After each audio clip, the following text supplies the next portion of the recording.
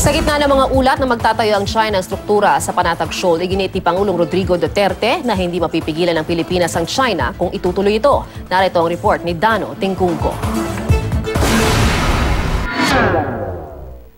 Unang beses itong sinabi ni Pangulong Duterte sa Davao International Airport bago tumulak ng Myanmar. Well, we cannot stop China from doing his thing. Hindi nga na para ng Amerikano. At pagdating ni Pangulong Duterte dito sa NIPIDO sa Myanmar, kung saan una sa agenda niya ang pagkumusta sa Filipino community na nanggaling pa ng Mandalay at Yangon, muli niya itong binanggit. Ngayon, pumunta akong China.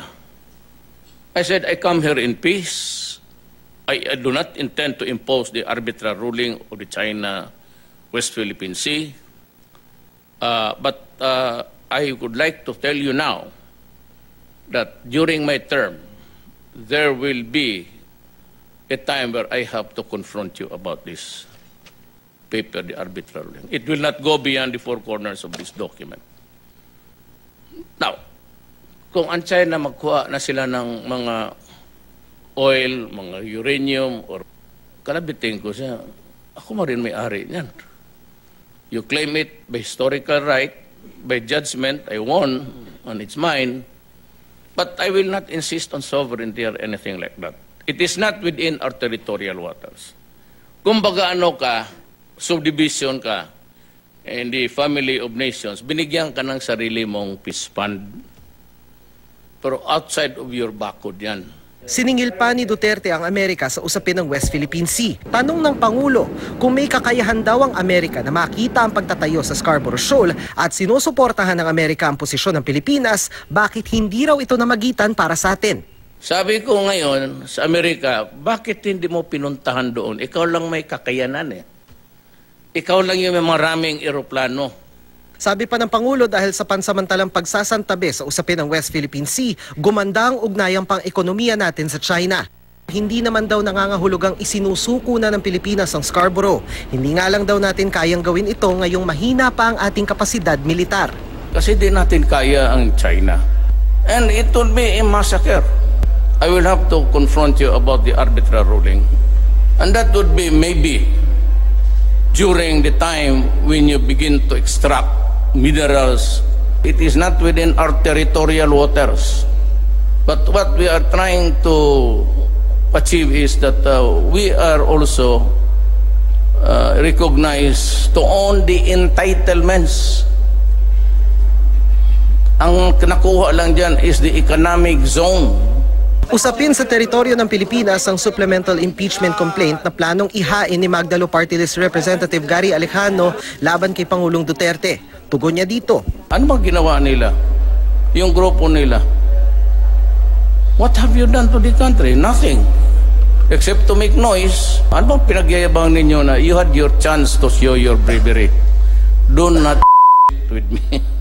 Nandito sa Myanmar ang Pangulo para sa 2 araw na official visit. Sa kanyang talumpati, pinatutsadahan ng Pangulo ang kanyang mga kritiko. Una, si Vice President Leni Robredo na tila nagmamadali raw na umupong Pangulo. So ngayon, dito ako sa droga. Ang sinabi ko, I will do it even if it will cost me my life, my honor, and the presidency itself. Kasi nakita ko na mga kalaban ko, gusto akong si Leni, apurado masyadong maging presidente. Muli rin niyang pinatutsadahan sina Senadora Laila de Lima at Antonio Trillanes IV. Tapos ito sila si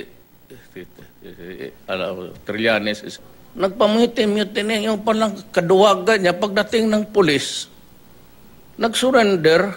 Ang ginawa, ninakaw yung lahat ng mga tuwalya, mga bedsheets, tanan, kutsara. Hindi naman umabot ng barilan ba si isang putok. Be careful. Kayo ba? Nakita naman yung behavior medyo pareho kay Dilima. Kapag sabihin niya, political prisoner daw siya. Since when? Since when ako nagpakulong ng oposisyon dyan? Siya yung may nagpa-video. Nakita naman ninyo yun? O siya yung Yan ang pinaka-tragedy natin. It was the Secretary of Justice herself running trafficking drugs. Muli ring binuhay ni Duterte ang hamon niya kay Trillanes kaugnay sa alegasyon nitong may 200 million pesos na bank deposit ang Pangulo. Marami kayong kaibigan because they cannot make it public. Baski na sabihin mo gusto mo. They cannot unless it is really the ombudsman. Kung wala akong perang ganon. Kung sakali man may maglabas niyan, anybody is authorized in the government, pati Central Bank. Galing na sa bunga ko, buksan ninyo. Kung may ari ako ng ganon kalaking pera, magre-resign ako bukas. Yan ang guarantee ko sa inyo. Ilabas na nila kung ilabas. Muli ring binatikos ng Pangulo ang European Union. Naunang inirekomenda ng EU Parliament na palayain si De Lima. Imbestigahan ang anti-drug campaign ng gobyerno, gayon din ang posibilidad ng pagtanggal ng trade incentive sa bansa. Do not impose your culture or your belief in what would be a government in this planet.